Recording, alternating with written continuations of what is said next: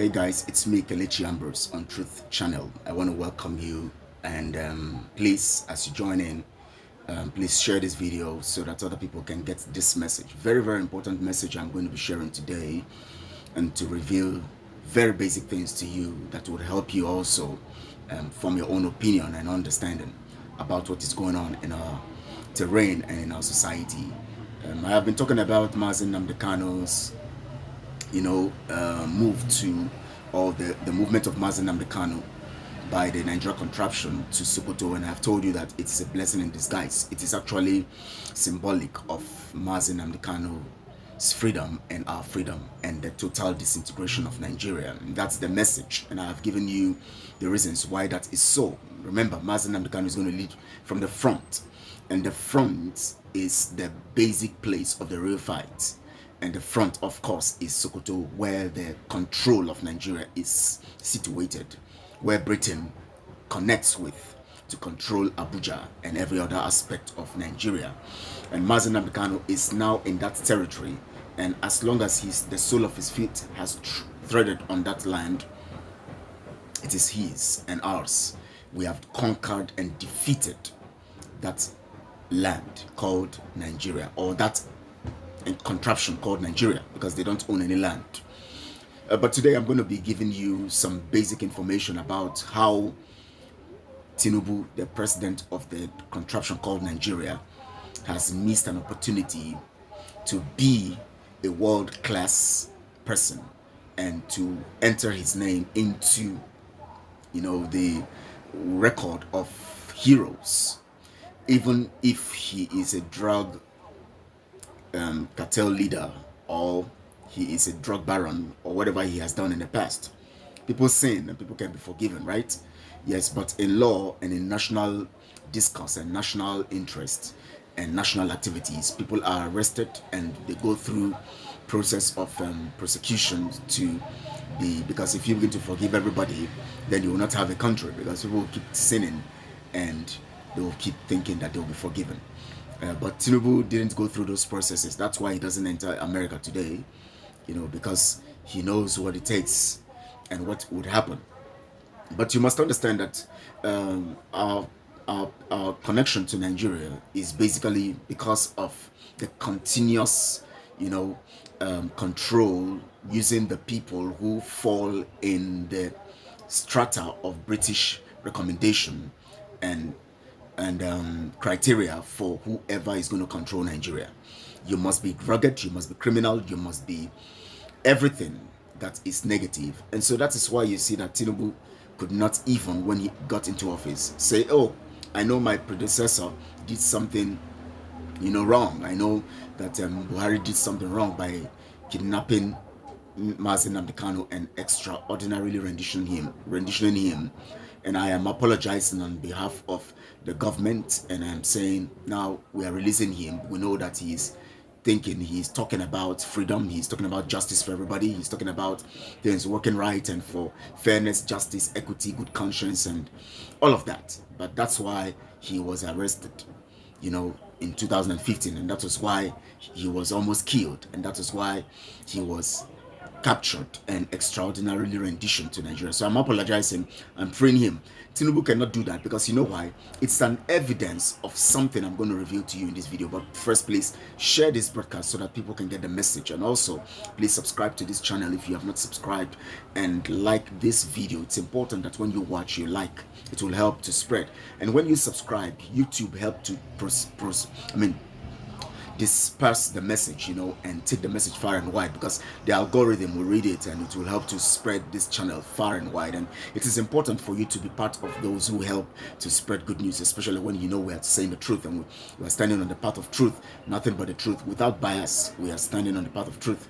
And for those of you who, because they hate the messenger, they don't want to spread the message, I pray that God will help you understand that you don't hate people because of your own, or whatever you think that you want to hate them for, or whatever you hear. If you think that you need to hate somebody, then you must have a reason personally to hate them, and you must find out from them if you have heard something and all of that. Of course, I've been hearing so many things, which I said I will take my time to do justice to these things, maybe in January or so, I am just waiting for Mazi Nnamdi Kanu to be freed and to be released. That's why I've not said so many things. I have evidences that I will show to you guys, because I can see that some people have taken it upon themselves to go on social media to and also to go around, gossiping and saying so many things against me.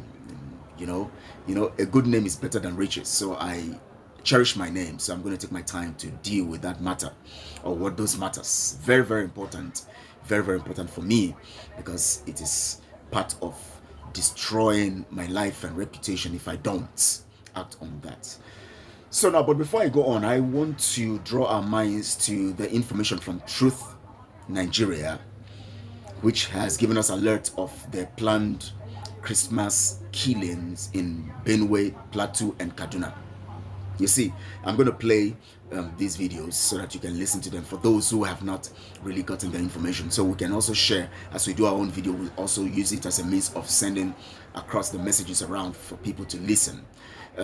You see, there are so many vital questions the man was asking. Of course, he knows the answers to those questions. Over 300 girls were kidnapped from his school. And then, because America sent delegates to come investigate the fact about genocidal killings, especially of Christians in Nigeria, the Nigerian government decided to tell the terrorists and give them money to release 100 and keep the remaining 200. And what is baffling is that some people are celebrating the 100 released.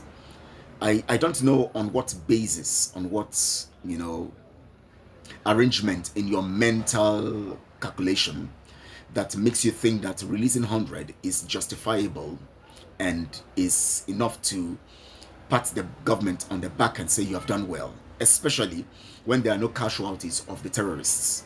There's no sign of any terrorist killed. There's no sign of any terrorist arrested. There's no sign of any terrorist disarmed. In fact, the terrorists are living in communities with arms. I saw a video. I'm going to show it to you, and somebody was playing it and saying some stuff on it. I'm going to show it also to you here. I'm going to play the videos in sequence, and the terrorists were in a supermarket buying phones, and people were taking selfies, and they were drinking yogurt. In fact, they said the owner of the shop had to give them yogurt because they have to do everything to please them, so that they don't get into trouble. And people were taking selfies with terrorists, and you can imagine the level of decadence and how bastardized the narrative of Nigeria is. I tell you that you can never be an intellectual and at the same time be a Nigerian. It is impossible. These are two different things. The other is the opposite of the other. It's either you are an intellectual or you are a Nigerian, or you are a Nigerian or an intellectual. You can't be the two. You can imagine people taking selfies with terrorists. They have become celebrities. Even taking pictures with celebrities, sometimes the fun of it is not because they are so special, but the fun of it. But now people take fun in snapping pictures or taking selfies with terrorists who butcher their people, kill their children, and treat them in the plan and program of Usman Danfodio, planning to take over their lands and everything about them.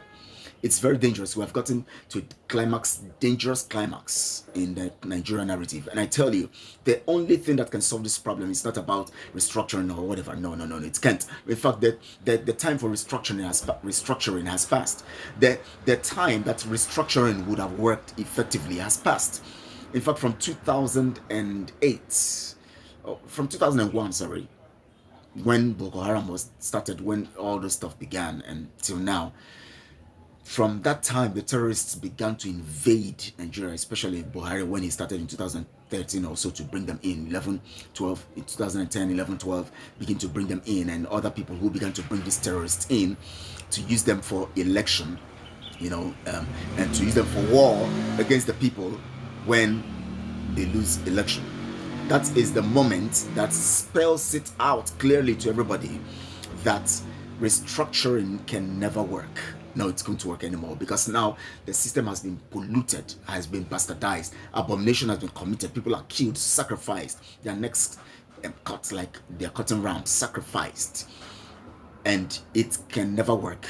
If Nigeria could sacrifice human beings, then it is devastating. Remember in Bible, when Israel was fighting a war with a particular country, or a particular nation, and suddenly the king of that nation sacrificed his son in spite of the fact that God is with Israel, as soon as the king of that nation sacrificed his son, God turned against the war against Israel, and Israel began to lose. And they saw, wow, we have to run away, we have to go, because the man has done something beyond the normal.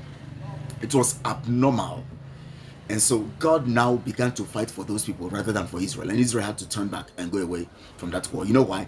The blood of a human being, the blood of an average person, the blood of everybody is important before God. That is why scripture tells us that the blood of Abel cries from the ground. Just like the blood of Christ is the means to which we access salvation today. He's the shedding of blood. So if you think that shedding of blood is just one thing, you just wave to a side. No. Human beings have been sacrificed, innocent people, children, babies, children in the womb, and all of that. It has gone beyond restructuring. Nigeria cannot be restructured. It has to be disintegrated. And that is why Mazi Nnamdi Kanu has entered into that land, Sokoto, fighting from the front, from the place where the power is situated. That's where Mazi Nnamdi Kanu is now. And that is the sure the assurance that we have, the sure fact and the sure truth that we have gotten our victory. And I want you to understand, we have entered our victory. Everything Nigeria will continue to do right now is to continue to make mistakes upon mistakes upon mistakes, until the dissolution happens. They'll keep making those mistakes. You see it now. Mazi Nnamdi Kanu entering there. Trump is now talking about this whole matter, and things are beginning to happen. It is, the signs are coming.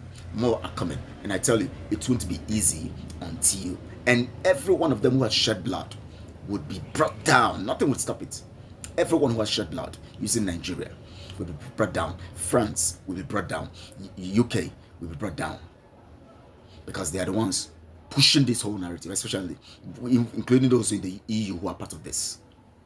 So please listen to these videos. I'll play the video the from Truth Nigeria, and then the video of that, you know, the terrorist in the supermarket buying phones and taking selfies. Watch these videos, please. Well, we don't have security in Nigeria anymore. Civil defense, let's think it through right now. Imagine bandit, terrorist inside Zamfara. Went to the market with AK-47. There are about 3 to 10 bandits walk into the market with AK-47 to buy phones for themselves. The shop owner offer them big bottle of yogurt. Bandit is drinking yogurt with AK-47 inside Zamfara. People are rushing to snap picture with Bandit. Bandit has become celebrity in Nigeria. Nothing we no go see for this country. Nothing we no go see for this country. So right now, Bandit has become celebrity that people will be rushing to snap picture with them in the northern part of Nigeria. Hey guys, it's me, Judd Saul, with equippingthepersecuted.org. Just wanted to do a quick video to share what's on my mind regarding Nigeria at the moment.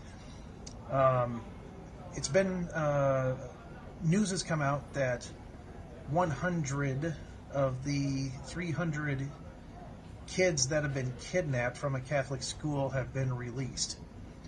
And we're seeing a lot of people coming out and praising God that 100 kids have been released. And yes, we should be thankful and very happy that 100 children have been released. However, there's something that amidst the celebration that people are talking about, is that there's still nearly 200 people that are still captive.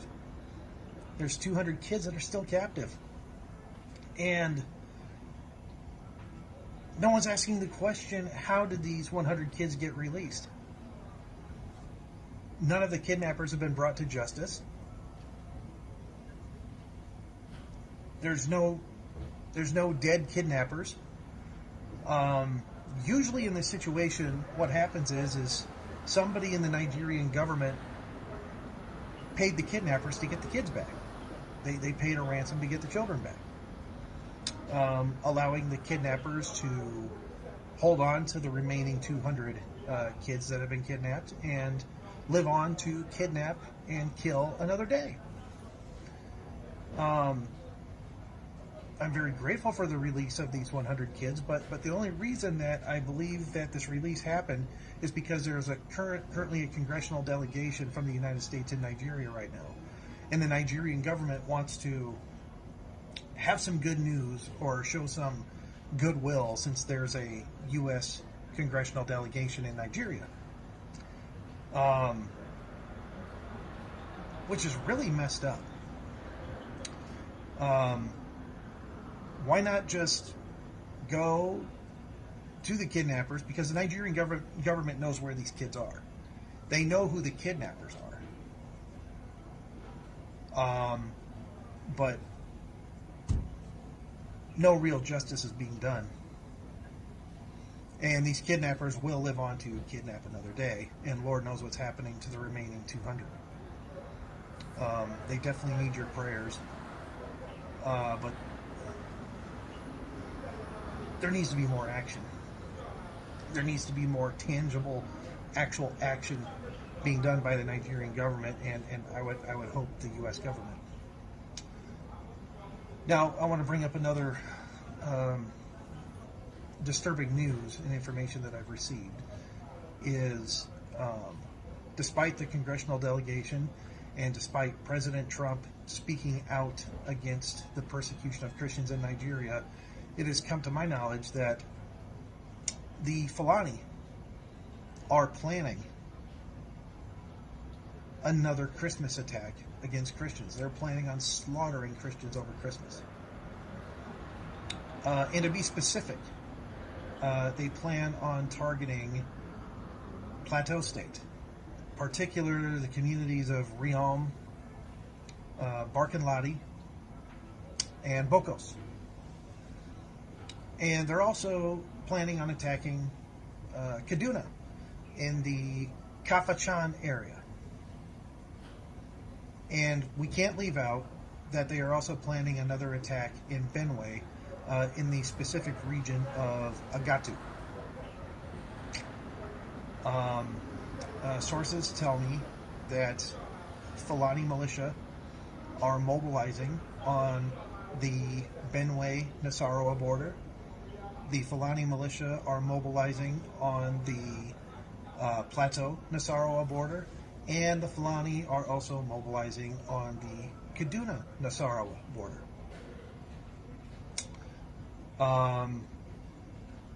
They're building up.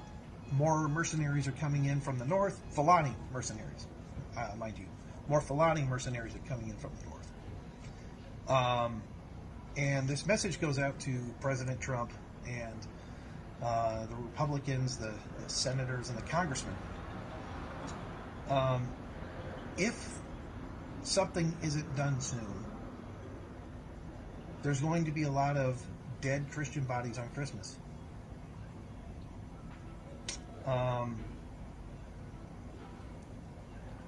TruthNigeria.com, which is a site that I helped found, has issued over 100 terror alerts since 2023 with 90% accuracy. And in every one of these terror alerts, the Nigerian government's been notified, local police, military have been notified, and not once has the Nigerian military or police interceded on behalf of the Christians being attacked. In fact, we have many cases where the military and local police actually were complicit in these attacks. And the question you have to ask yourself is, who gives the orders to stand down when Christians are being killed? Who's giving those orders? We've been told time and time and again that the Nigerian military and police force, in order for them to engage in an attack, they must get orders from the top. Otherwise, they cannot take action. And in many times, the police and military are ordered to stand down. So here we are once again. I'm going live. I'm giving an advance warning in Plateau in Benue and Kaduna, the Fulani ethnic militia have plans to kill Christians on Christmas. My question is, United States government, what are you going to do about it? My question is to the Nigerian government, what are you going to do about it? You have knowledge right now that this is going to happen. And the thing is to the Nigerian government, you already know this is going to happen. You already know this. I mean, how do you guys not intercede or intervene when 300 kids are being kidnapped from a school? Where's the police and military? How in the world do you kidnap 300 people in one setting without any intervention? How do you sit idly by in a town like Yellowada where 280 Christians were burned alive, slaughtered, and macheted to death for over 4 hours, while you're in between in a 25-minute drive from two major cities with no police or military intervention as Christians get slaughtered for over 4 hours? It's not a lack of resources. It's a lack of willpower. Major lack of willpower. And for whatever reason, I don't understand. But you guys have been warned. Please prove me wrong. Let's not see any dead Christian bodies over Christmas. And do something about this. For the love of God.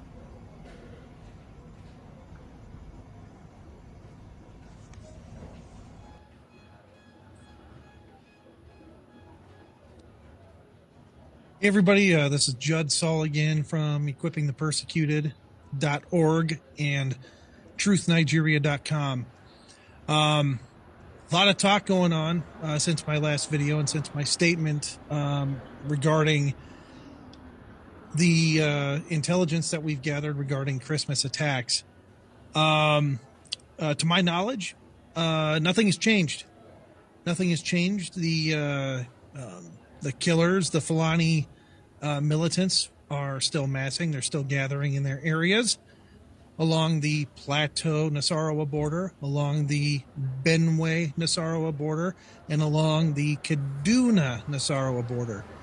From everything that I know so far, things have not changed. The Fulani are not standing down. The Nigerian government is in complete denial over the situation, and still getting notifications from the ground that movement is still happening. So, Nigerian government, the ball's in your court. You guys are aware of what's going on. I'm making it very public. The reason I'm making it public is because if Christians are killed, this is on your watch with notification. So I'm praying to God that you guys get off your rear ends and do something about this and protect the Christian communities over Christmas. What I have been getting word, though, is that instead of the Nigerian government cracking down on the Fulani militants, we've been getting word that the Fulani have been arresting Christian youth leaders that have been raising alarm about the attacks and trying to prepare their communities for these attacks. So I'll have more details about that in another video, but I'm just saying I'm getting word that the Nigerian government is arresting innocent people for trying to prepare for these attacks and raise awareness about these attacks on the ground. My memo to the Nigerian government is, why don't you arrest the Fulani running around the middle belt of Nigeria that are running around with guns, with AK-47s, with rocket-propelled grenades? Why aren't you arresting them? Why aren't you going after the people that are actually breaking your laws and putting them in prison? Why are you targeting the Christians that are simply raising awareness and preparing to protect themselves? Why? Why are you doing this? I don't understand. Just a question for the Nigerian government. We're giving you this information so we can help you protect the innocent people in your country. But it seems your guys on the ground are doing the direct opposite. They're actually going after the innocent instead of going after the killers and the kidnappers. So I don't understand what y'all are doing, but something needs to be done. Now, this really hasn't hit the news. No one's really talked about this, but I'll just tell you what's been going on since I put up a video. Just since in the last 3 days, 7 Christians have been killed in Plateau State. Fulani terrorists have killed 7 Christians, including a pastor, in separate attacks in Plateau State, Nigeria. As Christmas approaches, the attacks occurred on December 12th and the 13th in 2 counties, with the terrorists targeting previously displaced families and a pastor's house. Now, this is for all you land grabbers out there, that this is all due to climate change as to why Christians are getting killed, which is absolute baloney and nonsense.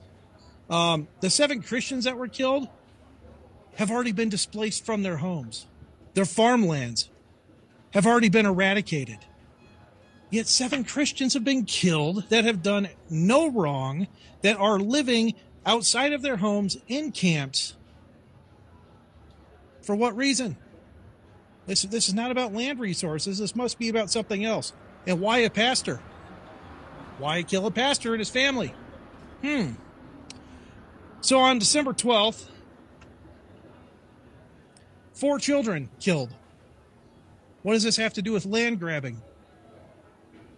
What does this have to do with grabbing land? Why are 4 Christian children dead? Precious Joshua, 17 years old.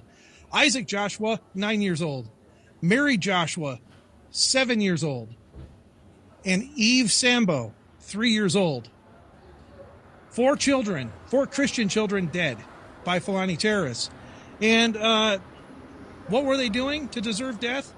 They were having dinner in an open compound when terrorists came in and opened fire on them and murdered 4 children over the weekend. The same night, a pastor was killed in Karfa village, which is 40 miles away in Bocos County, and his wife was kidnapped. Another woman was also killed nearby that compound. The following day, a Christian father was ambushed and killed while returning home from his farm in the same area in Bocos. That's Bokkos region in Plateau State, Nigeria. This is just in the last 3 days. 7 Christians killed, including 4 children, and a pastor killed and his wife kidnapped. Nigerian government, where are you? This is the Bocos area. This is where Christians have been attacked repeatedly for the last 3 years at least. Over and over and over and over again, this community keeps being attacked by armed Fulani thugs. Why aren't you there doing something about it? I'm getting real tired of this stuff, guys. Real tired of it. In the meantime,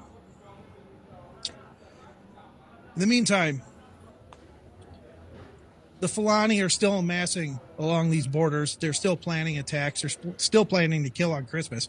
I mean, Christians are still being killed every day, unimpeded anyway. Christians are still being slaughtered, and nothing has happened. So, U.S. government, Nigerian government, please, for the love of God, do something. Do something now so Christians don't have to die. So Christian children don't have to die. I'm asking you, please. In Jesus' name, please do something now. For those of you that want to support persecuted Christians on the ground in Nigeria, visit equippingthepersecuted.org. For those of you that want more information about what's really going on the ground in Nigeria, visit truthnigeria.com. I encourage you to partner with a mission like ours that's actually helping persecuted Christians on the ground in Nigeria, not just with humanitarian aid, but doing everything we can do to save lives. That's equippingthepersecuted.org. Partner with us today, and please pray for our persecuted brothers and sisters. God bless. From what you heard the man of Truth Nigeria talking about, alerts have been made to the Nigeria contraption and to the government of Nigeria against terrorist attacks, hundreds of them. But yet, no response, nothing. Nothing. Nothing. I said nothing. No response. Now, let's look at it. From here, we'll get to understand the message I'm bringing to us today. Now, also, listen to this. People are now alerting the government and making social media broadcasts and posts about the planned Fulani terrorist attack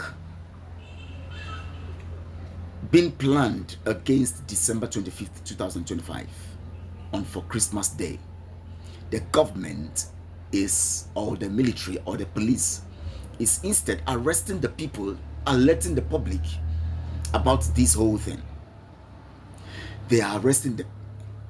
How do you marry? How the man is even confused. He's just wondering. It's not as if he's confused. He's just wondering how people reason and how these things are. How people can be this, evil. How do you place this? That some people are planning to come and kill some certain groups of people, and someone is raising alarm, and the government of a particular country is arresting the people raising alarm. And the people who are planning these things are in the borders. They're planning Nasarawa Kaduna border, Nasarawa, another Plateau, and some borders like that. Planning all these things, and the government is arresting the people who are informing the public, and the terrorists are still in the communities that they have taken over. For years now, they are still in those communities, living there, and the owners of those communities are in IDP camps. These same people are having more of the invaders coming from the northern side to come to this whole place, planning to kill people December 25th. The government is doing nothing about it. Rather, it is arresting the people who are planning to inform people, or those who are informing people about the planned attack. I can't imagine, and you too also can testify with me that this is abomination and abominable. But you know why? The Nigerian government will keep making mistakes, because the time has come for them to be crushed. And I tell you, the time for the government of Nigeria to be crushed has come.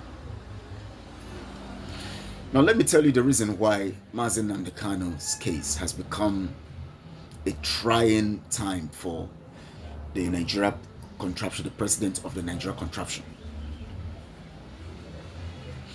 and why Tinubu has missed the opportunity to make himself a hero for a lifetime, his lifetime and beyond.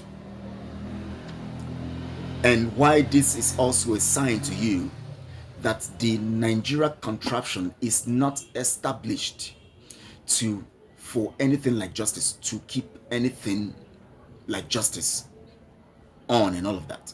It is established for the continuity of subjugation, destruction, killing, and takeover, plundering of lands, and taking over the people's lands and ancestral homes. Remember Egypt, the people who are in Egypt now, right now, if you go through history, you discover the people in Egypt right now are not the original inhabitants of Egypt. The Arabs invaded, and today Egypt, the original people who are basically, if you look at Sudan was part of Egypt. If you look at Sudan, the original, the indigenous people, the aboriginals, they have been killed over time. They are killed. Look at Hausa Kingdom today. Hausa Kingdom has been defeated today. Fulanis are taking over and over and over. And there's something that's happening in Kwara State today. There's a video about it. I'm going to talk about it in the next video, so that you can understand vividly why this is happening. And I will relate it to a particular video also of Galadima, when he spoke about how they brought Abacha in. And I'll give you the narrative and make you understand some things. Now listen, these people take proactive steps in criminality against you, but you don't take proactive steps. We don't take proactive steps when it comes to dealing and putting one on one together, putting 1 + 1 together to join, connect the dots of the things that happen to us. We sit down and we just while away the whole time of getting this information, and we continue our normal living, our lives, chasing bread and wine and money. And that's why we're always killed and destroyed. Now listen, Tinubu came into power as a Yoruba man. However he came in, that's their business. We're not interested in all of that because we know the normal elections in Nigeria are rigged. So we are not interested in that. But that also is a sign to you that the Nigeria system was not arranged or created to be a normal society. You know, so that should make you understand that however way they come in, he is the president today. Now look at it. He came into the presidency inheriting Mazi Nnamdi Kanu's case. If Tinubu was true and working on his own agenda, if it was not the continuity or the continuation of the agenda of the previous laid arrangement by the British, which every government that comes in must obey and operate on or execute, he would have looked at Mazi Nnamdi Kanu's case.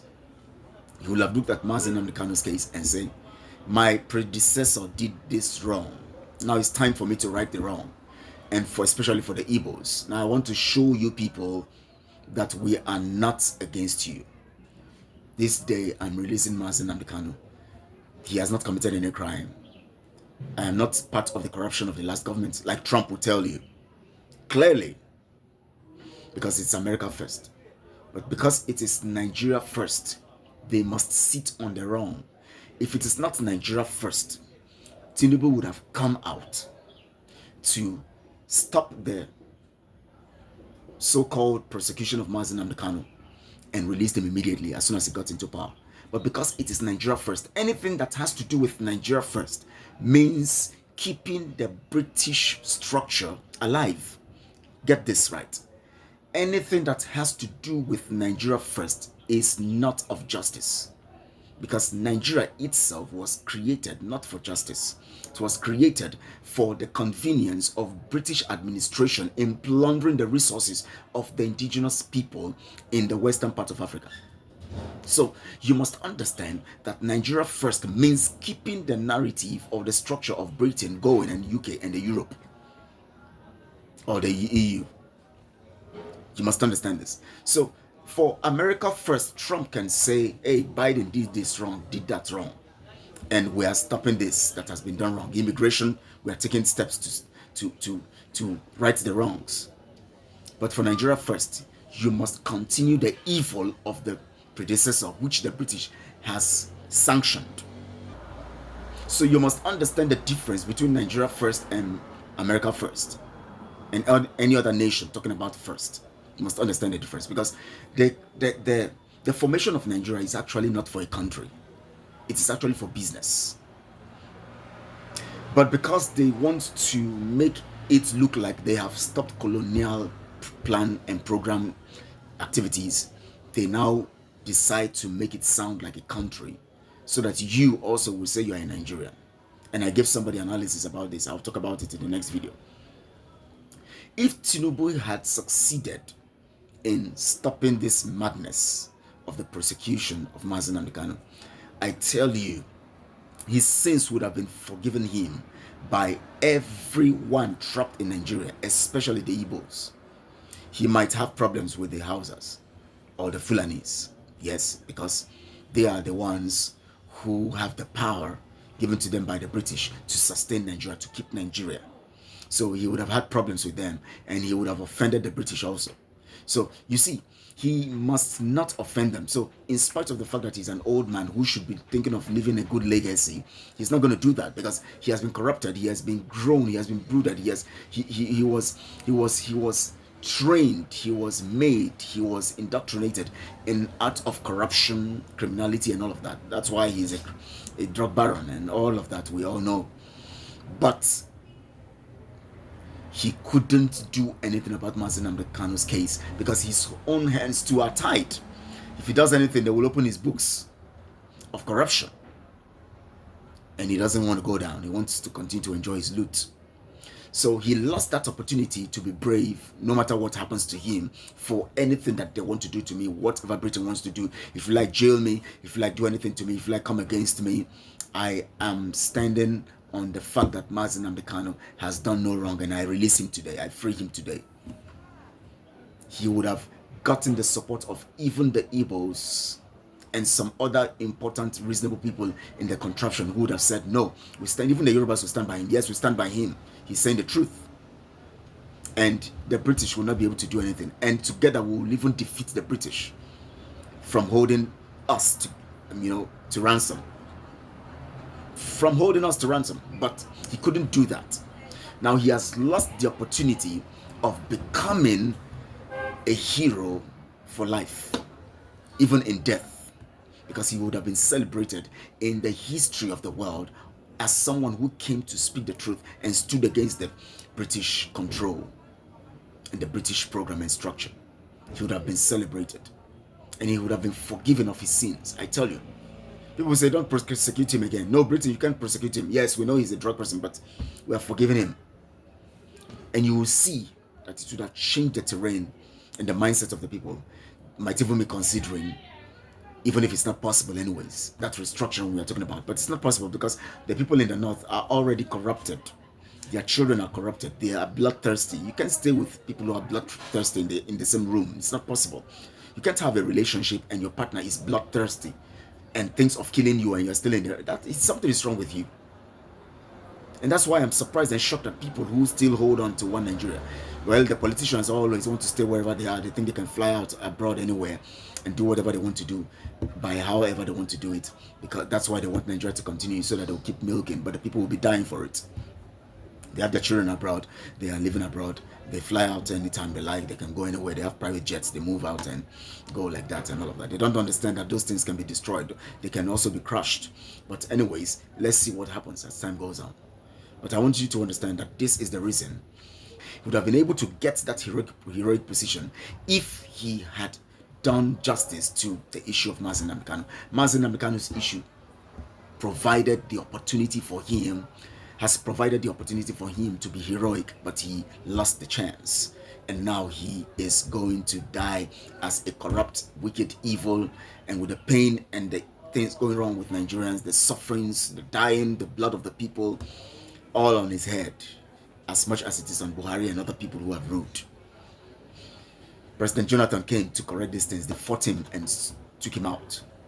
They are all presiding over this corruption and evil, but the time has come for them to be destroyed, and the time is now. And I want you to understand this. The Christmas plan by the Fulanis and their terrorist network to kill people must be stopped, must be arrested. Every community must put everything on ground to make sure they're arrested. Put mines, get things, put some traps and all of that. You can deal with these people. You know their entrance point. You know where they're going to come from. You know these basic people. Hold meetings within yourself. We know that they have infested the communities to be getting information. We know all of that. But you can still do things in wisdom to get the real people knowledgeable about what you're doing. Even if someone would be in there as a Judas to go sell out, but they will know you still have an in-house in an in-house. There are ways to go about all of this stuff, and you swear an oath with everyone. Anybody who betrays this cause, this will happen to that person instantly, and you will see that it will happen. You need to do everything in your powers. Your land have powers that God has deposited in those lands. And you can invoke those powers against betrayers who will go and sell whatever you talk about. And you see it. It happened during our accountability and transparency group. When we began to invoke powers, a lady quickly showed herself. I've forgotten her name now. She was the one taking the information from us to go to, the other people to tell them what we are doing. I want you to understand this. So, but also we appeal to President Donald Trump. Please do something before December 25th. Do something. This is the time to do something. They have killed enough. 200 and something girls are still held by terrorists. They would have raped them, they would have abused them, they would have done so many things with them, they would have killed some, they would have sold some out, they would have given some out to marriage, little girls. They have dealt with them, and this has been happening over and over. just this last week alone and this week alone, people are still being killed.